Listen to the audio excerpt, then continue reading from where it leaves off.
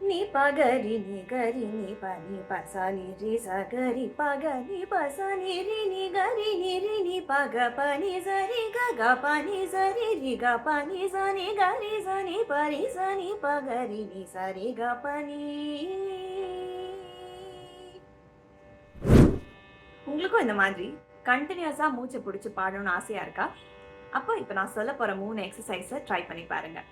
இதில் நான் சொல்ல போகிற 3வது எக்ஸசைஸ் தான் ரொம்ப முக்கியமான அண்ட் எஃபிஷியண்ட்டான எக்ஸசைஸ். அண்ட் இந்த வீடியோவோட எண்டில் மூச்சு பிடிச்சி எப்படி பாடணும் அப்படிங்கிறதுக்கான போனஸ் டிப்பும் நான் கொடுப்பேன். Welcome to Dhwani school of music. இப்போ நம்ம பார்க்க போகிற first exercise is called diaphragmatic breathing or abdominal breathing exercise. இந்த எக்ஸசைஸை நீங்கள் பாடுறதுக்கு முன்னாடி பண்ணிங்கன்னா ரொம்ப ரிலாக்ஸ்டாக ஃபீல் பண்ணுவீங்க அண்ட் ஒரு positive state of mind create ஆகும். இந்த ப்ரீதிங் எக்ஸசைஸில் நம்ம 4-7-8 ப்ரீதிங் ரூல் தான் ஃபாலோ பண்ண போகிறோம்.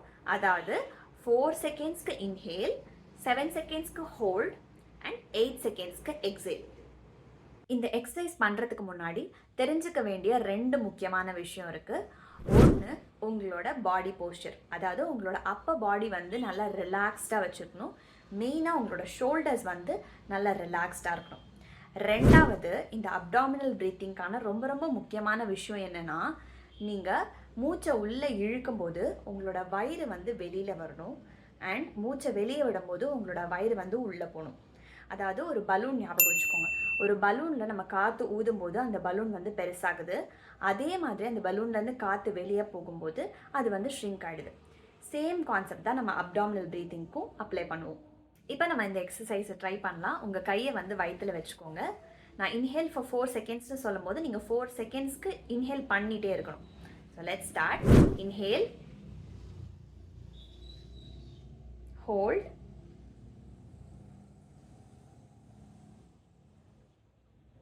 exhale,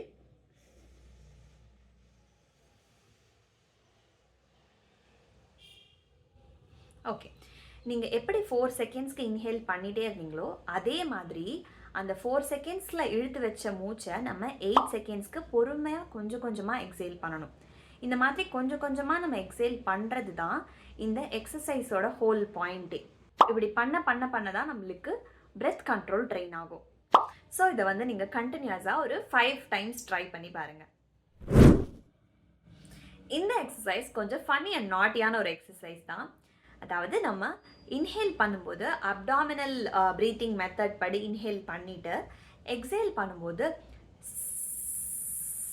அப்படின்னு 20 செகண்ட்ஸ்க்கு பண்ணணும். இதுவும் நம்ம இன்ஹேல் பண்ணி வச்சிருக்கிற காற்றை எப்படி எஃபிஷியண்ட்டாக 20 செகண்ட்ஸ்க்கு வெளியில் விடுறோம் அப்படின்றதுக்கான எக்ஸசைஸ் தான். என் கூட சேர்ந்து இந்த எக்ஸசைஸ் இப்போ நீங்கள் ட்ரை பண்ணி பாருங்கள். உங்களால் எவ்வளோ இன்ஹேல் மேக்ஸிமம் பண்ண முடியுமோ அவ்வளோ இன்ஹேல் பண்ணிவிட்டு அண்ட் ஹிஸ் சவுண்ட் அப்படி வெளியில் விடுங்க. So let's start now. நல்லா இன்ஹேல் பண்ணிக்கோங்க.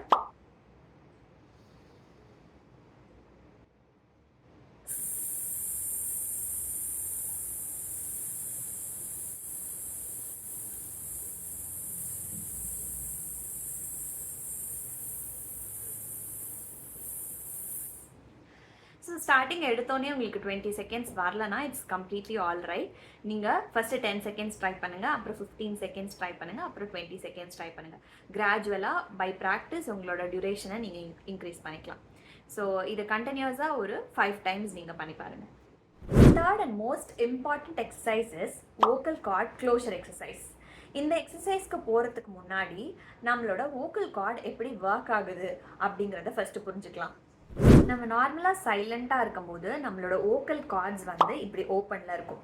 இதுவே நம்ம ஏதாவது ஒரு சவுண்ட் நம்ம பேசுகிறோம், நம்ம நார்மல் டோனில் பேசுகிறோன்னா லோ ஃப்ரீக்வன்சி க்ரியேட் ஆகும். அப்படி லோ ஃப்ரீக்வன்சி க்ரியேட் ஆகும்போது அந்த வோக்கல் கார்ட்ஸ் அந்த ஃப்ளாப்ஸ் வந்து இப்படி க்ளோஸ் ஆகும்.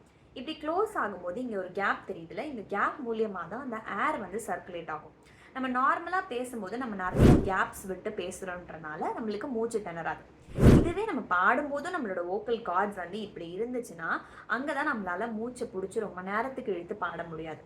ஸோ இதுக்கு நீங்கள் எப்படி பாடுறீங்க அப்படிங்கிறத ஃபஸ்ட்டு ஐடென்டிஃபை பண்ணணும். அதாவது நீங்கள் பாடும்போது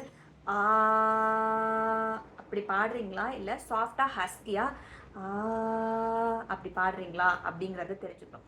சாஃப்டாக ஹஸ்கியாக நம்ம பாடும்போது நம்ம சவுண்டோட சேர்ந்து நிறைய இந்த கேப் மூலயமா ஏர் வந்து சர்க்குலேட் ஆகும். இதுவே நம்ம அப்படி பாடணும்னா இந்த ஃப்ளாப்ஸ் வந்து இப்படி டைட்டாக க்ளோஸ் ஆகும். நம்மளுக்கு இப்படி டைட்டாக க்ளோஸ் ஆனால் தான் நம்மளால் மூச்சை பிடிச்சி இழுத்து ரொம்ப நேரத்துக்கு பாட முடியும். ஸோ நீங்கள் வந்து ஃபஸ்ட்டு எந்த ஸ்ருதிலையுமே இல்லாமல் அப்படி ஃபஸ்ட்டு ட்ரை பண்ணுங்க. அப்படி, அதாவது அப்படி இல்லாமல் நல்லா கணீர்னு அப்படி ட்ரை பண்ணணும். ஒன்ஸ் நீங்கள் இது ஒரு 5 to 10 டைம்ஸ் ட்ரை பண்ணதுக்கு அப்புறமா ஸ்ருதியோட சேர்ந்து சா அப்படி ட்ரை பண்ணணும். கணீர்னு இருக்கும்போது உங்களோட ஓக்கல் கார்ட்ஸ் வந்து நல்லா டைட்டாக இப்படி க்ளோஸ் ஆகும். அப்படி இருக்கும்போது உங்களால் நல்லா ரொம்ப நேரம் மூச்சை இழுத்து பிடிச்சி பாட முடியும். ஸோ ஷார்ட்டர் டியூரேஷனில் நீங்கள் ஒரு நோட்டை ப்ராக்டிஸ் பண்ணதுக்கப்புறமா லாங்கர் டியூரேஷனில் ஒரு நோட்டை எப்படி சஸ்டெயின் பண்ணி பாடுறது அப்படிங்கிறதுக்கு பற்றி நான் ப்ரீவியஸாக ஒரு வீடியோ போட்டிருக்கேன். அந்த வீடியோவை செக் பண்ணி அதோட கூட சேர்ந்து நீங்கள் ப்ராக்டிஸ் பண்ணி பாருங்கள்.